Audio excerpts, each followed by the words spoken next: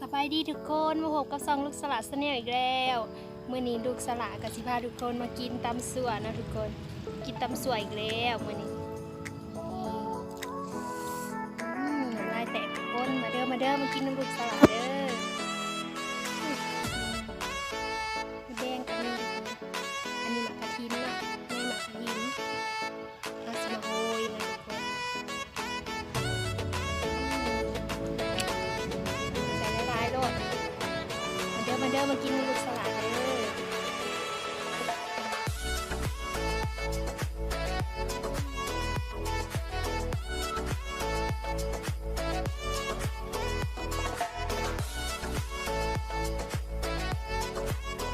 แซ่บคือเก่าทุกคน